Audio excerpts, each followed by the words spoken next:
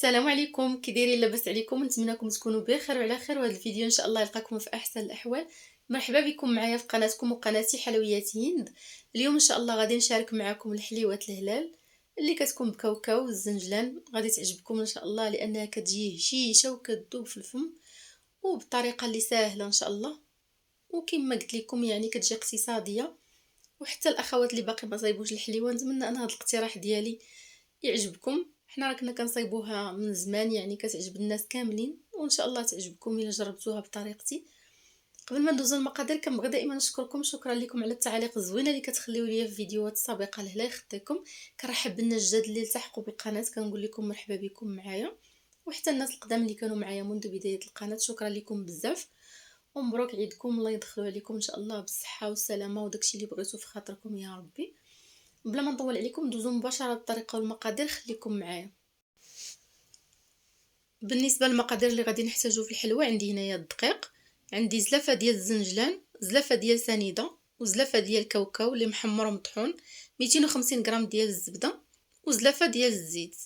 القبيصه ديال الملحه راه حطيتها في كاوكاو، اما نتوما ديروها. صافي عندي هنايا كما قلت لكم 250 غرام ديال الزبده. درت زلافه ديال السكر سنيده اللي كتكون رقيقه، ما نعمروش الزلافه بزاف لانني باقي غادي نديروها في سكر كلاصي. صافي غادي نحاولوا اننا نحكو هذيك الزبيده مع الزنجلان ومع سنيده. الزنجلان راني حمرته وطحنته، وكاوكاو حتى هو حمرته بالقشور ديالو، كاوكاو بلدي حمرته بالقشور ديالو في الفران وطحنته. خصو يتطحن مزيان باش ما كيعذبناش ملي كنبغيو نشكلوها على شكل هلال، ما كتعذبناش. صافي درنا زلافه ديال الزيت والقبيصه ديال الملحه كما قلت لكم. صافي وكنخلطوا هادشي مزيان حتى داك الكاوكاو والزنجلان يطلقوا الريحه في بعضياتهم. عاد كنبداو نضيفوا الدقيق، ما كتبقاش تبان الزبده بصفه نهائيه. عاد كنبداو نضيفوا الدقيق وحنا كنجمعوا العجينه ديالنا بهذه الطريقه بحال هكا، يعني كنحاولوا اننا نجمعوها غير عادي بحال هكا، ما كندلكوها ما والو. صافي كنحاولوا ان نجمعوها وما نكثروش فيها الدقيق بزاف باش ما تنشفش لينا، باش ملي نبغيو نشكلوها تجينا الطريقه ديالتها سهله. كما كتشوفوا معايا بهذا القوام هذا غادي نخليوها وما نشفوهاش بزاف، وفي نفس الوقت ما نخليوهاش خفيفه، يعني ما تكونش كتلصق في اليدين. صافي وكنحاولوا اننا نعبروهم. الا ما عرفتوش تشدوا القياس بيديكم حاولوا انكم تعبروهم. انا درت فيهم 20 غرام. صافي وكنحاولوا اننا نشكلوهم على شكل هلال بهذه الطريقه بحال هكا حتى كنكملوا الكميه كامله اللي عندنا. البنات راه ما فيهاش الخميره ديال الحلويات نهائيا، راه داك الزنجلان كينفخها فكتجي عادي، يعني راه كتزاد شويه في الحجم ديالها ملي كتدخل الفران. ما ديروش فيها الخميره ديال الحلويات نهائيا. صافي البنات بهذه الطريقه بحال هكا كنبقى نشكلها. بغيتو تشكلوها هكا بيديكم بالصباع ديالكم، بغيتو ديروا الكاس وتحاولوا انكم تشدوا بهذه الطريقه هكا العبار بالكاس، ممكن انكم ديروها. بالنسبه للبنيات المبتدئات كتحطوا واحد الكويس صغيور بحال هكا وكتحاولوا انكم تدوروها عليه بهذه الطريقه بحال هكا. ملي كتحيدوا الكاس راه كتجيكم على شكل الهلال.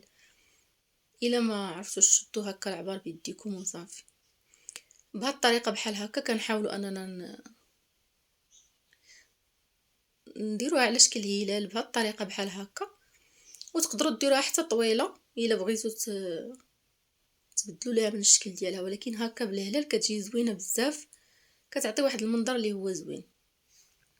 صافي البنات كنوريكم ملي دخلات الفران راه تنفخات شويه، يعني بلا خميره ديال الحلويات بلا والو، كطيب يعني دغيا كطيب وكنخليوها حتى كتهدى.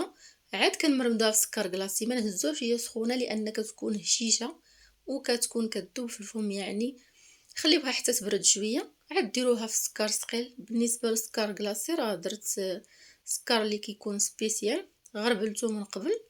صافي كنحاولوا اننا نديرو فيه الحليوه ديالنا وكنحاولوا اننا نخليوها واحد شويه حتى كيشد فيها السكر مزيان. عاد كنحاولوا نتخلصوا من داك السكر اللي كيكون زايد بهذه الطريقه بحال هكا. كما كتشوفوا معايا كنوريكم حتى الشكل ديالها كيجي زوين بزاف، وحتى المذاق يعني بزاف الناس كتعجبهم بزاف، فكتكون بزاف ديال الحلوه في الطبله.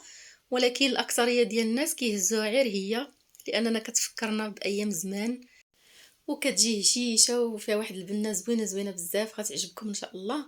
وبلا ما نطول عليكم، الا عجبكم لا فيديو ديال اليوم ما تنساوش تبارطاجيوه مع الاهل ديالكم والاحباب باش كتعمل فائده وكتشجعوني حتى انايا. نتلاقاو في فيديو جديد، بسلام عليكم.